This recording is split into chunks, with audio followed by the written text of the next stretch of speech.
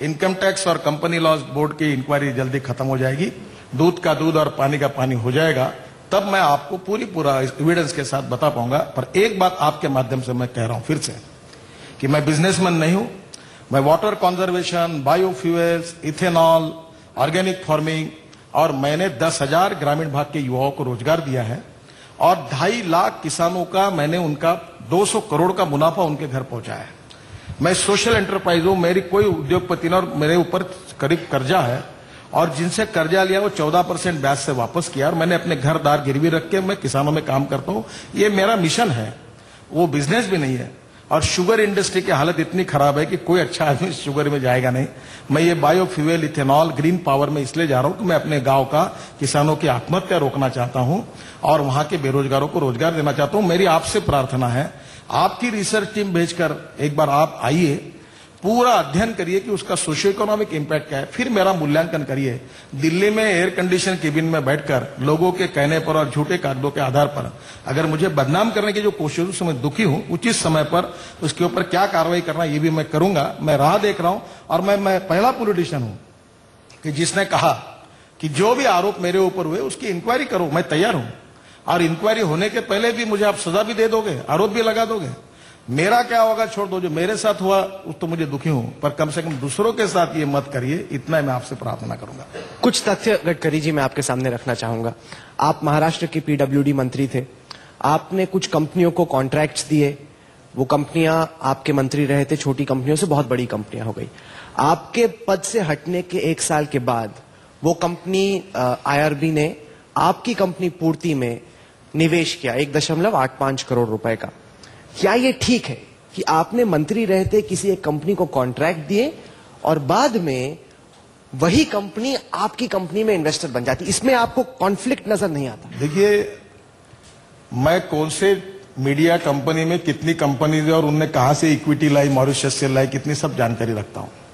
पहली बात ऐसी है कि जिस कंपनी का उल्लेख कर रहा है उसको 60 करोड़ के काम मिले, उसमें से 40 करोड़ के काम राष्ट्रीय महामार्ग पर थे और वो दिल्ली में उस समय टाइटलर करके मंत्री थे, उनके समय एग्रीमेंट हुए। 20 करोड़ के काम उनको मिले हैं और मैंने जो उन्होंने ये इक्विटी ली, जैसे मैंने कहा कि 12,000 लोग मेरे शेयर होल्डर्स हैं, उसमें एक मीडिया ग्रुप के भी मैंने शेयर लिए थे।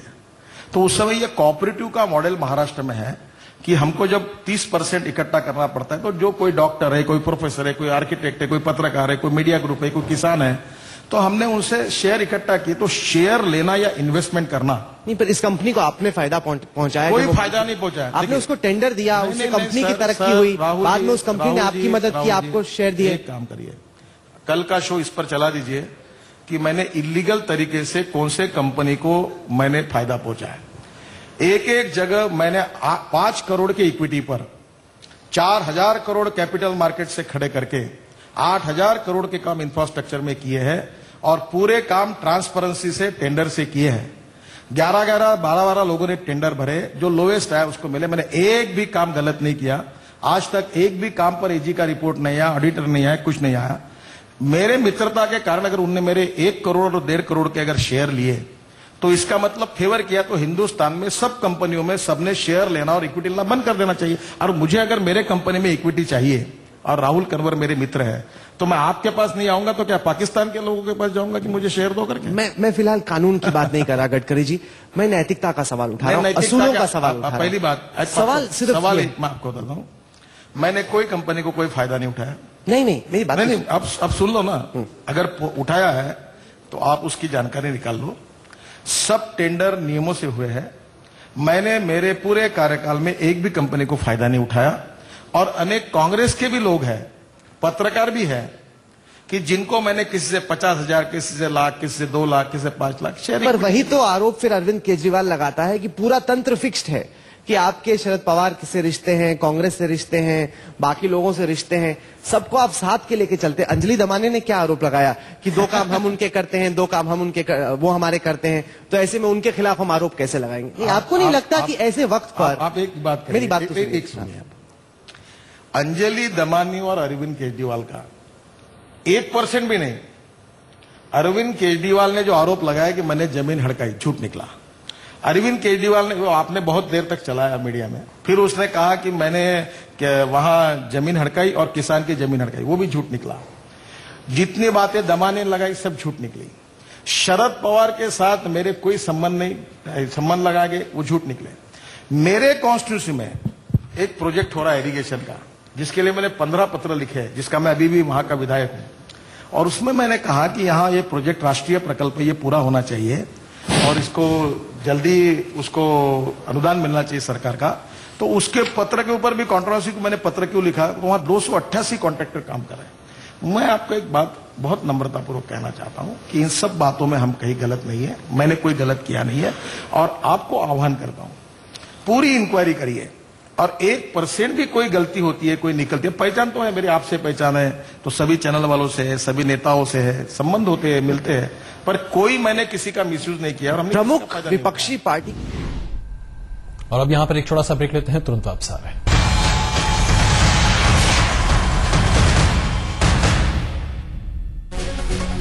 आइए आपको एक बार फिर ले चलते हैं एजेंडा आज तक के अध्यक्ष के लिए ऐसे झूठे एड्रेस देना, क्या वो ठीक है? राहुल जी आप बच के रहना, जितना आप बोल रहे हो उतने ऊपर मैं आपको डिफेमेशन डालूंगा तो आपको बहुत अड़चन पैदा हो जाएगी। ये 5 कंपनियां मेरी नहीं, ये 5 कंपनियां के मालिक है, उन्होंने इनकम टैक्स में और कंपनी लॉ में उसको ओन किया है, उन्होंने इन्वेस्ट किया, ऑलरेडी उन्होंने ओन किया है, उसके डायरेक्टर ने ओन किया हुआ है। और जो आपने बताया दुर्भाग्य से सच नहीं, इसमें इंक्वायरी हो रही है। और आज आपने जो आरोप किया, जो आपने मीडिया में किया कि ये कंपनियां नितिन गडकरी की है, नहीं, ये पूर्ति ग्रुप में इन्वेस्ट कर चुकी हैं ये कंपनी। देखो इन्वेस्टमेंट, आपके कंपनी में भी इन्वेस्टमेंट करने वाले हजारों लोग हैं। देखिए मेरे कंपनी में अगर इन्वेस्ट करने वाले इसमें से 50 लोग हैं और उनकी एक कंपनी है और उनने 10 कंपनियों से उसमें इन्वेस्ट किया, तो वो मेरी कंपनी होती है क्या? नहीं, पर जिम्मेदारी नहीं बनती। आप पब्लिक ऑफिस में हैं, आप राजनीति में हैं, हो सकता है कि कोई कारोबारी करे, उद्योगपति करे। आप बता दो, ये बहुत अच्छी बात आपने की, कंपनीज को समझने की जरूरत है। 12,000 शेयर होल्डर्स है मेरे कंपनी में, और जिन्होंने मुझे शेयर दिए उनका अगर एड्रेस नहीं मिल रहा है तो उसके लिए मैं जिम्मेदार हूं। या कौन से कानून के मुताबिक आप मुझे जिम्मेदार पकड़ रहे हैं? और वो मेरी कंपनी कह रहे हो, तो आपके पास इसका कोई एविडेंस है कि उस कंपनी का डायरेक्टर मैं हूं, मैं शेयर होल्डर हूं, मैं उसका संचालक हूं? बिना एविडेंस आप मेरे ऊपर आरोप लगाते कि सब कंपनियों का मालिक हुआ और बार बार टीवी पर दिखाते। देखिए मैं तो, मेरा निर्णय लगने के बाद आप इसमें थोड़ा सोच समझ के बोलिए, मैं तो पूरा डिफेमेशन और क्रिमिनल केसेस की तैयारी कर चुका हूं और मैं किसी को छोड़ूंगा नहीं। मेरा दामन साफ है और मैं किसी से डरता नहीं हूं। मेरी एक भी कंपनी नहीं, मैं संचालक नहीं हूं। और ये रिकॉर्ड इनकम टैक्स और कंपनी लॉ के सामने आया है। आप अच्छा काम करिए, शोध पत्रकारिता के रूप में जरा कंपनी लॉ बोर्ड के ऑफिस में जाइए, इन कंपनी के संचालक कौन है देखिए, उनका इन्वेस्टमेंट किसका देखिए, उसको ओन किसने क्या देखिए, और गलती से ये मत कहिए कि इसका मालिक मैं हूं। कल इसमें से कोई आदमी एक मेरा शेयर होल्डर निकलेगा तो वो भी मैं ही मालिक हूं ये कहोगे, तो ये कानूनी भी गलत है और सच्चाई के आधार पर भी गलत है। जिस पर भी आप मानहानि का मुकदमा करेंगे वो राम जेठमलानी के पास जा सकता है, वो तो मुफ्त में वो केस लड़ देंगे। लड़ेगा ना, कोई प्रॉब्लम नहीं। काफी वो परेशान है इस वक्त आपसे, इस्तीफा मांगते हुए फिर रहे हैं, कह रहे कि नितिन गडकरी इस्तीफा दे, नितिन गडकरी इस्तीफा दे। देखिए पहली बात तो ऐसी है, मैं अगर दोषी हूं तो दुनिया की कोई भी ताकत मेरी इंक्वायरी कर ले, मैं जो सजा भुगतने के लिए तैयार हूं। पर कल आपके कंपनी में भी अगर मैंने 500 रुपए का शेयर लिया और कल आप कहेंगे कि आपके कंपनी का भी मालिक मैं बन गया, ऐसा अगर न्याय चलेगा तो कहां जाएगा? देखिए मैं आपको एक बात बता दूं, मैं आपसे नहीं, हिंदुस्तान की किसी मीडिया से, पत्रकार से और नेता से डरता नहीं हूं। मैंने कोई गलत काम नहीं किया, कोई सरकारी जमीन नहीं ली, कोई पैसा नहीं लिया। समाज में आत्महत्या करने वाले किसानों के लिए मैं समर्पित भाव से काम कर रहा हूं और वहां मेरा शेयर केवल 1 लाख रुपए का 68 करोड़ रुपए में है।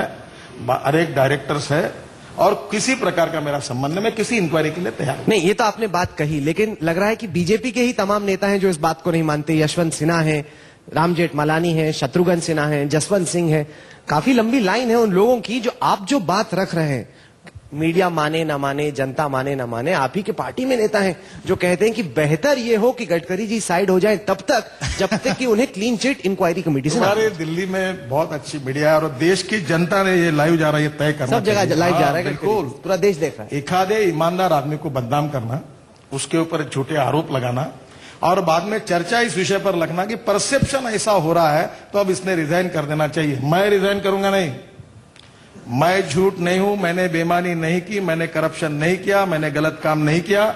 और मैं दावे के साथ राहुल के अध्यक्षता में कमेटी बने और मेरी इंक्वायरी करे, और राहुल भी कहे कि मैं 1% दोषी हूं तो मैं छोड़ दूंगा। नहीं, पर ये जो बीजेपी के नेता हैं, वरिष्ठ नेता हैं, पूर्व वित्त मंत्री रह चुके हैं, विदेश मंत्री रह चुके हैं, वही आपके क्या हुआ उसमें? वही आपके बयानों से, दावों से संतुष्ट नहीं। मीडिया ने जो चलाया, जैसे आपने कहा ना कि आपकी 5 कंपनियां हैं, पूर्ति ग्रुप की है, जब रिकॉर्ड है कि वो पूर्ति ग्रुप की कंपनियां नहीं है, ये सच्चाई है। पर मेरे ऊपर एक के पीछे एक चैनल में झूठ लगाकर दिन भर चला के जो परसेप्शन बिगाड़ दिया, उससे कुछ लोगों को लगा कि सही में कुछ गड़बड़ है। पर जब गुरुमूर्ति आए और उन्होंने पूरे एज ए चार्टर अकाउंटेंट उसकी हाईएस्ट क्रेडिबिलिटी पूरी जांच की और सबको जब बताया कि ये सब गलत है, तब वो लोगों को कहना, उन्होंने कहा कि ये हमारा अंदाज था, वो मीडिया के कारण हुआ था, ये परसेप्शन गलत है। और उन्होंने मुझे फिर उसमें सहयोग भी किया और कहा कि ये ठीक नहीं हुआ। नहीं, क्योंकि जैसे यशवंत सिन्हा ने बयान दिया, उन्होंने कहा कि कोई भी पब्लिक लाइफ में जो आदमी होता है उसको शक के घेरे के बाहर होना चाहिए। लोगों ने उदाहरण दिया आडवाणी जी का, जब उन पर आरोप लगे उन्होंने अपना एमपी पद त्याग दिया और कहा कि जब तक मेरा नाम क्लियर नहीं हो जाता तब तक मैं एक्टिव राजनीति नहीं करूंगा, तब तक मैं एमपी नहीं बनूंगा।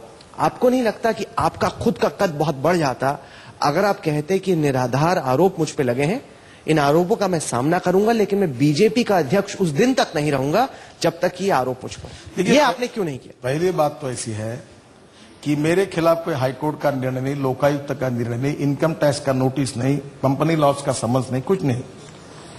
मुझे आडवाणी जी के ऊपर जब आरोप लगा था तब उन्होंने पार्लियामेंट से इस्तीफा दिया था, पार्टी के अध्यक्ष पद से नहीं दिया था, जबकि उनके खिलाफ सीबीआई ने एफआईआर दर्ज की थी। मेरे ऊपर कोई एफआईआर नहीं, कोई इंक्वायरी नहीं, कोई नोटिस नहीं, कोई समन्स नहीं। आप आपके चैनल में रात को बैठकर मुझे आरोपी साबित कर दे, आप ही वकील, आप ही जज, और धनाधन बोल दोगे ये मालकी गडकरी की और आप चला दोगे, और आप ही मुझे कहोगे कि परसेप्शन के आधार पर नितिन गडकरी रिजाइन करें। देखो राहुल जी, मैं ईमानदार हूं, ऑनेस्टी मेरी क्रेडिबिलिटी है। मैंने हिंदुस्तान में 4000 करोड़ कैपिटल मार्केट में खड़े कर मैंने काम करके दिखाया है। जो लोएस्ट टेंडर 3600 करोड़ का आया वो 1600 करोड़ में करके 2000 करोड़ जनता के बचाए है। मेरा ट्रैक रिकॉर्ड ऑनेस्ट है, किसी के कहने से मैं डिसऑनेस्ट हो नहीं सकता। पर मैं तैयार हूं कि मेरी कोई भी इंक्वायरी करे, झूठे आरोप के आधार पर मैं कोई इस्तीफा दूंगा नहीं। मैं प्रेसिडेंट बीजेपी की मांगने के लिए कभी किसी के घर नहीं गया था। आप देख रहे थे एजेंडा आज तक। हम यहां पर एक छोटा सा ब्रेक लेते हैं, तुरंत वापस आ रहे हैं।